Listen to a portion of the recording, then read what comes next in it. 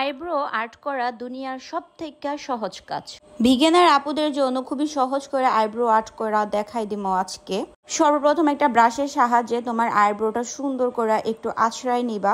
এরপর আর কিছুই করতে হইব না, তোমার আইব্রোর পিছন থেকে জাস্ট ফিলিং করে নিবা, জাস্ট ফিলিং, আর কিছুই না। তোমার আইব্রো যেই শেপ আছে ঠিক এই শেপেই জাস্ট ফিলিং করে দিবা, যেন তোমার স্কিন মানে শরীরের যে সাদা চামড়া, এই চামড়া জানি তোমার হেয়ারের মানে ভিতর দিয়ে দেখা না যায়। যখন তোমার এই ফিলিংটা পারফেক্ট হয়ে যাইব তখন হচ্ছে জাস্ট একটু আঁচড়াই দিবা।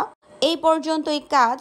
তো আমার দুইটা আইব্রো প্রায় সেমই দেখা যাইতেছে, একদমই ন্যাচারাল। তো বিগিনার আপুরা জাস্ট এই ট্রিক্স ফলো কইরা জাস্ট ফিলিং কইরা দিবা। তারপর যেটা করতে হইব, একটা কনসিলারের সাহায্যে তোমার আইব্রোটা শেপ দিবা। আইব্রোর এক্সট্রা হেয়ার বা ফিলিং করার সময় যখন একটু ছড়ায়া যায়, এগুলো জাস্ট সুন্দর করে তুমি কি করবা, একটা শেপ দিয়ে দিবা কনসিলারের মাধ্যমে। বাস এতটুকুই, আর কিছুই করতে হবে না। তারপর ব্লেন্ড করে দিতে হইব। আর আমি বলবো যারা কিনা বিগিনার আপু আসো তারা অবশ্যই আইব্রো পেন্সিল ইউজ করবা। আমি আজকে ফো কালারের আইব্রো পেন্সিল ইউজ করছি, এটা অনেক ভালো, অনেক। আর তোমরা এই আইব্রো পেন্সিলটা পেয়ে যাবা পিঙ্ক ফ্লাশ বিডি ফেসবুক পেজে, অরিজিনাল অথেন্টিক। জাস্ট দেখো কনসিলার দিয়ে শেপ করার পর আমার আইব্রোটা কতটা সুন্দর এবং ন্যাচারাল লাগতেছে।